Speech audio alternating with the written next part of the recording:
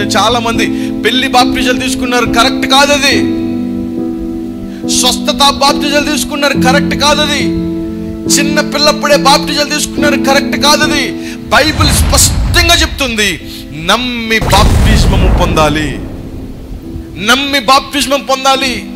మీలో ఎవరైనా బాప్టిజమం ఇంకా తీసుకోకపోతే మీ తల్లిదండ్రులు వచ్చి బాప్టిజం తీసుకోమని చెప్తే నేనేం చెప్తాను తెలుసా? మీ తల్లిదండ్రులకి బాప్టిజం తీసుకునేది ఎవరు?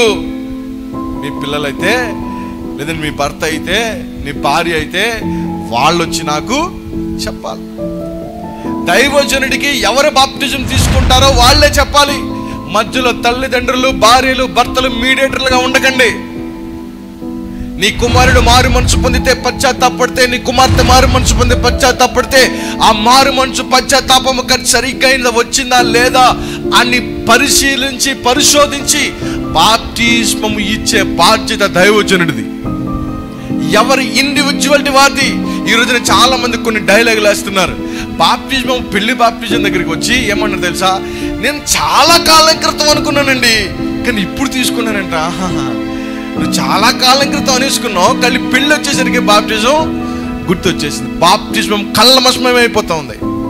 బాప్టిజమము యోహాను గారు ఎలా ఇచ్చాడండి బాప్టిజం? ఎంత రోషంగా ఇచ్చాడండి బాప్టిజమం ఆయన. యోహాను స్వత చదవండి, ఆయన బాప్టిజం ఇచ్చినప్పుడు ఎలా మాట్లాడాడు? సర్ప సంతానమా, చెరపవేయబడిన వారలారా మారు మనసు పొందండి, లేదా మిమ్మల్ని తుంచి అగ్నిలో పడేస్తాడు. మీరు దేవునిలో ఉంటేనే ఫలిస్తారు, దేవునికి వ్యతిరేకంగా ఉంటే మీరు ఫలించలేరు. ముందు మీ బుద్ధులు మార్చుకోండి, ముందు మీ మనసులు మార్చుకోండి, మీ మాట తీరులో మార్చుకోండి, మీ బ్రతుకును మార్చుకోండి. ఇవన్నీ మార్చుకోకుండా వచ్చి మునిగేస్తారంటే కుదరదు. ప్రభు యొక్క బాప్టిజం అంటే it's a very precious thing. అది చాలా విలువైనది, వెటకారం కాదు. ఏదో నీటిలో మునిగేసి వచ్చేసి ఇష్టానుసరంగా బ్రతికేసేది కాదు. ఒక్కసారి నువ్వు బాప్టిజంలోనికి వచ్చిన తర్వాత, నా బ్రతుకు నేను మరణిస్తున్నాను, ఇక నుంచి జీవించేది నా ప్రభువే, నేను దేవునికి మరణములో సమాన భావం అవుతున్నానని చెప్పడమే బాప్టిజమం. నువ్వు నీటిలో మునగడానికి ఎప్పుడు సిద్ధపడాలి తెలుసా?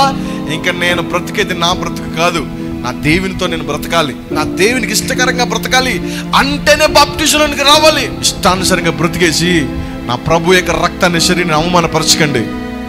ఇష్టానుసరంగా జీవించేసి, ఇష్టానుసరంగా మాట్లాడేసి, ఇష్టానుసరంగా తిరిగేసి ప్రభు యొక్క రక్తంలో శరీరం చేతులు పెడితే అది మీకు శ్రమ, అది మీకు శాపం, అది మీకు రోగం, అది మీకు మరణం. విలువ లేని వారిగా మనం అందరం కూడా పాలు పొమ్ములు పొందుతున్నామేమో. Check yourself. అందుకే దేవుని యొక్క వాక్యం స్పష్టంగా మనకు తెలియజేస్తా ఉంది, నమ్మి బాప్టిజమము పొందాలి. నమ్మని వారికి శిక్ష. నమ్మకుండా మీరు తీసుకున్నారనుకోండి, తీసుకున్న వారికి, తీసుకోమని చెప్పిన వారికి శిక్షే. ఏం నమ్మాలి? ప్రభువే నా రక్షకుడు, ప్రభువే నా రక్షకుడు, ఆయనతోనే నా జీవిత శేష జీవితం అంతా ఆయనతోనే. మరణమైన, జీవమైన, సంపదైన, వ్యాపారమైన, ఉద్యోగమైన, ఆస్తి నష్టమైన, ధనమైన, వ్యాపారం ఏదైనా, నా నడవడిక, నా ఆలోచన, నా చూపు, ప్రతి పరిస్థితి నా ప్రభుతోనే లింకపై ఉండాలి తప్ప ఒంటరిగా వెళ్ళడానికి ఇష్టపడను అని సిద్ధపడి బాప్టిజంలోకి రావాలి. అది నిజమైన బాప్టిజం. అంతే తప్ప బాప్టిజం తీసుకుంటే పరలోకం వెళ్ళిపోతాం, బాప్టిజం తీసుకోకుండా చనిపోతే ఎక్కడికైనా పోతామేమో, no no no no no. భయం ఏం అవసరంలే. ప్రభు యొక్క రక్తంలో మీకు జ్ఞానం కలిగి, తెలివి కలిగి పరిశుద్ధులుగా మార్చిపడాలి. చాలా మంది ఏం చేస్తారు తెలుసా? పాపాన్ని విడిచిపెట్టకుండా బాప్టిజంలోనికి వస్తున్నారు. చిన్న ఎగ్జాంపుల్ చెప్తాను వినండి. ఇప్పుడు ఇది ఉంది, ఇదేంటమ్మ? ఇది ఫోన్. ఇప్పుడు ఈ ఫోన్ ని కొద్ది నిమిషాలు పాపం అనుకుందాం. ఏంటమ్మ ఇది? పాపం.